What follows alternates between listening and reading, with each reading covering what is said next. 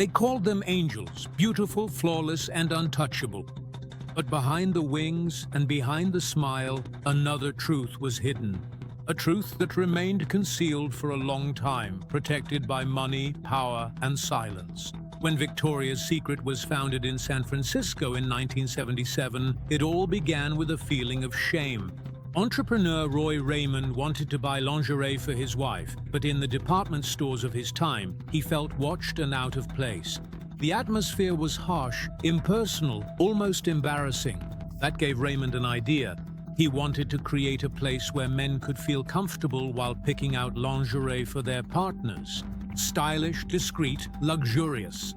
Raymond borrowed $80,000, opened the first store in the Stanford Shopping Center in Palo Alto, and called it Victoria's Secret.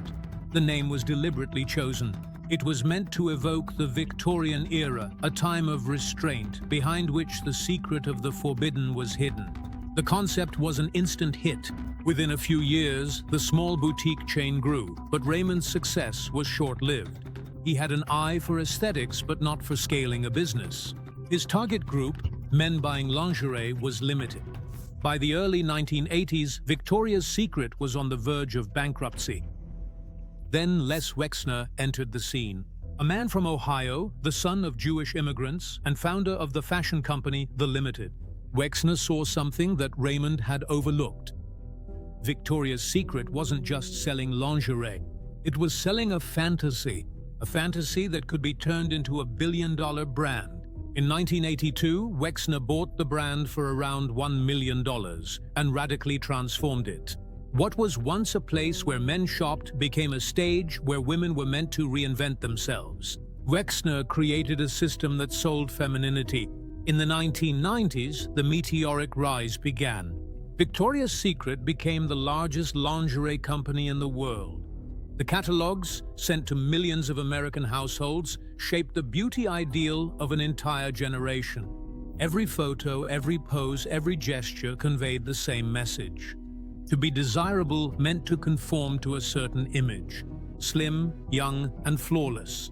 In 1995, the first Victoria's Secret fashion show took place in New York. A glittering mix of fashion, music, and marketing. By the late 1990s, the symbol that would make the brand world famous had taken shape. The angels, models with giant wings, sparkling costumes, and million-dollar bras. Women like Tyra Banks, Heidi Klum, Gisele Bündchen, and Adriana Lima became global icons. Victoria's Secret was more than just a fashion brand. It was a system of aesthetics and authority. Every detail was choreographed, from the music to the lighting, from posture to the smile. There was no room for naturalness in it.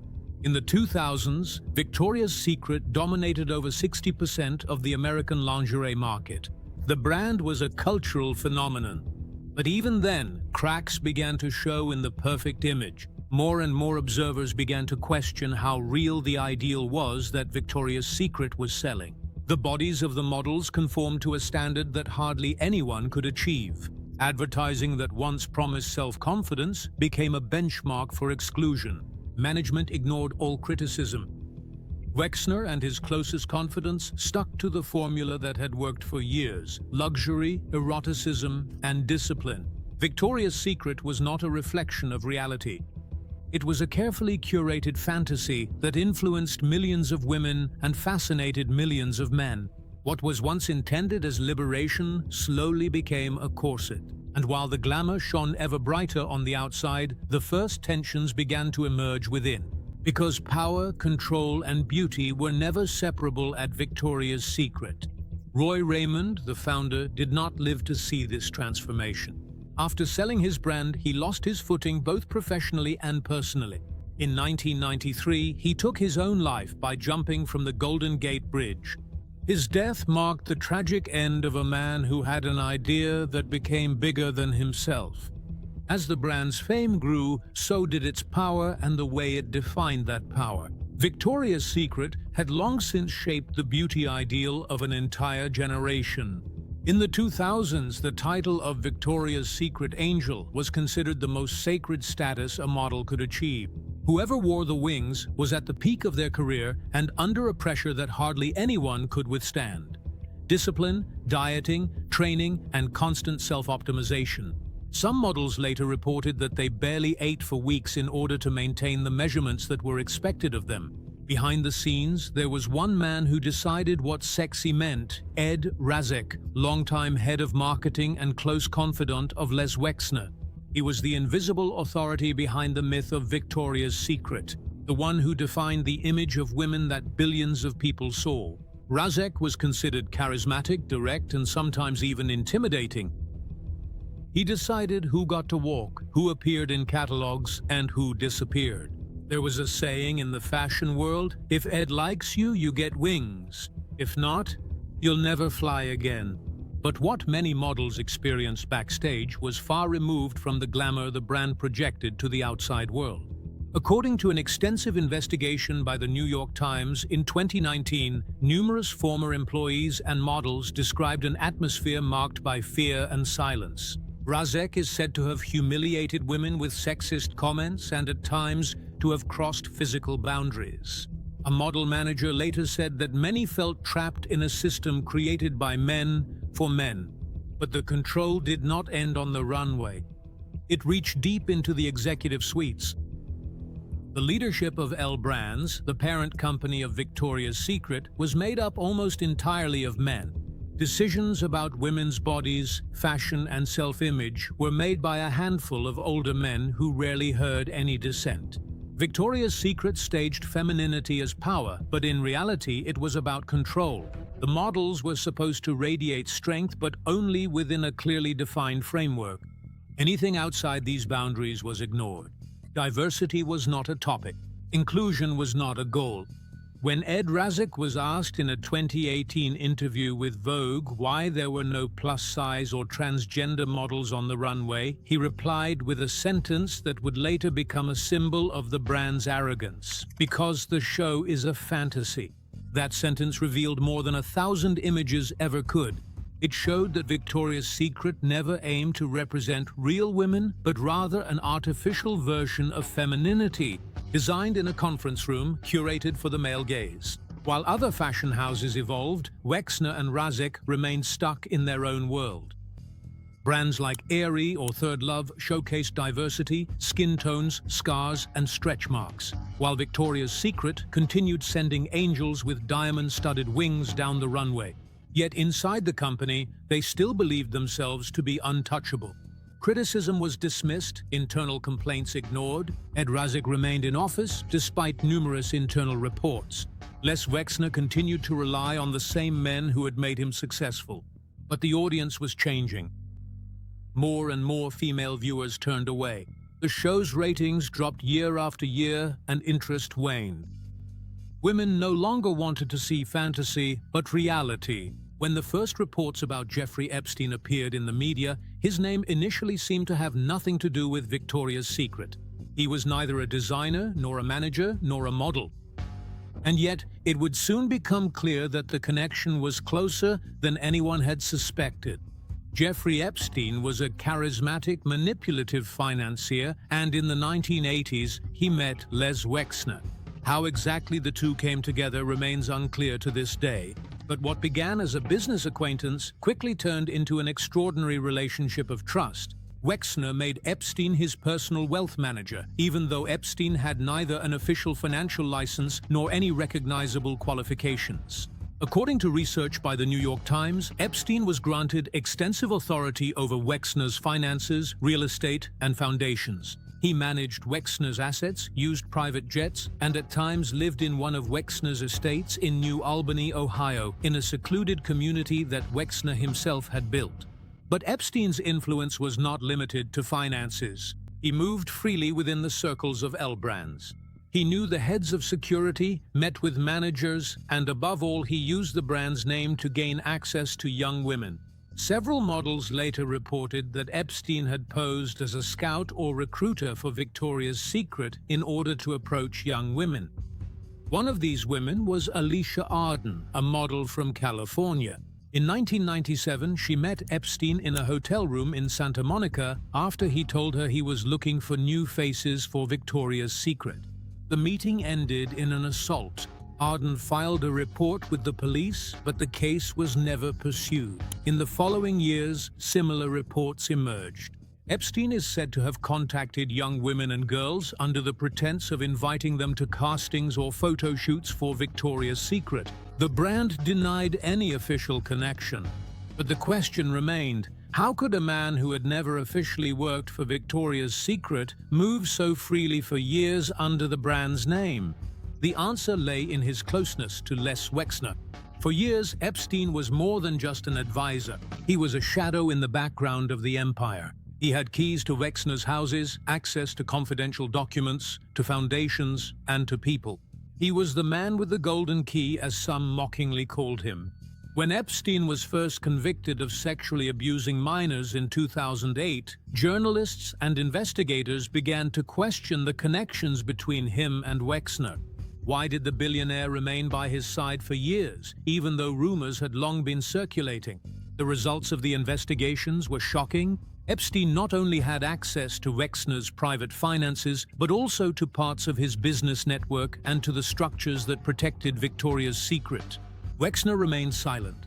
It was not until 2019, after Epstein's arrest and the global outcry, that he released a written statement.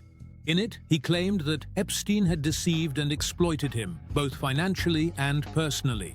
He distanced himself from his former confidant, but many considered this reaction to be too late, because the public did not see a random connection in this story, but a symptom, a system of male power, silence, and control that remained untouchable for years. The Epstein scandal shook not only Wexner personally, but the entire foundation on which Victoria's Secret was built. After Epstein's death in 2019, everything changed. The pressure on Wexner increased. Investors demanded answers. The following year, he announced his resignation and withdrew from the management of L Brands. Shortly thereafter, the breakup of the company began. Victoria's Secret lost its protective wall, and with it, the last remnants of its former glory. But the scandal was more than just a personal catastrophe. It destroyed trust in the brand itself. Women who had worked for Victoria's Secret for years began to wonder whether their careers and bodies had been part of a larger power play.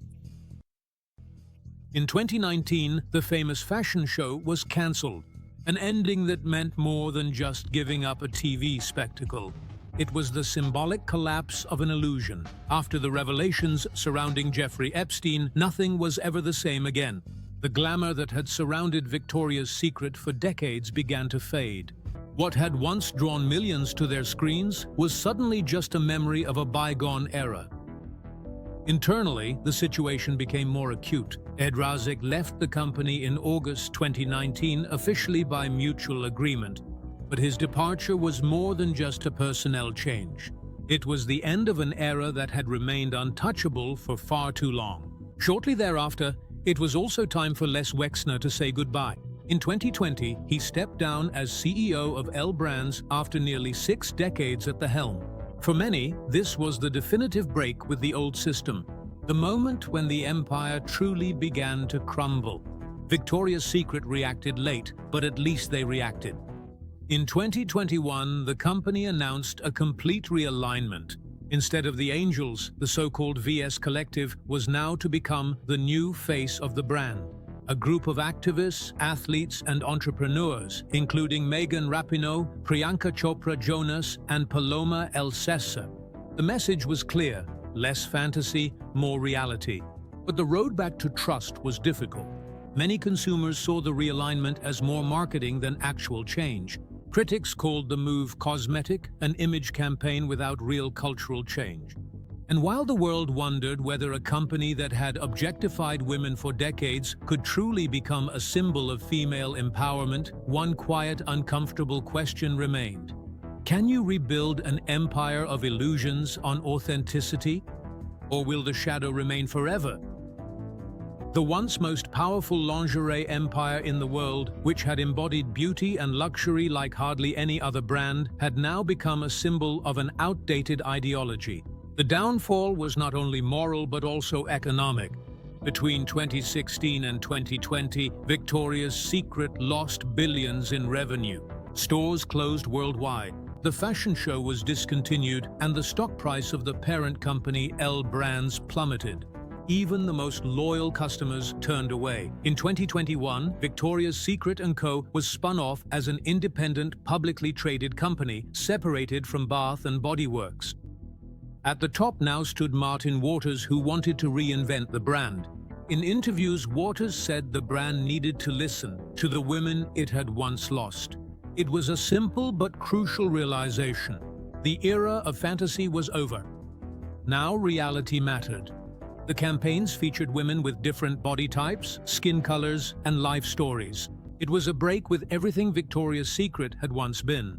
No wings, no show, no male gaze, at least in theory.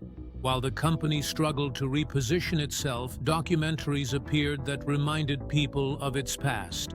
In particular, Victoria's Secret Angels and Demons made it clear how deeply control, sexualization, and abuse of power had been embedded in the brand's DNA. Nevertheless, the transformation continued.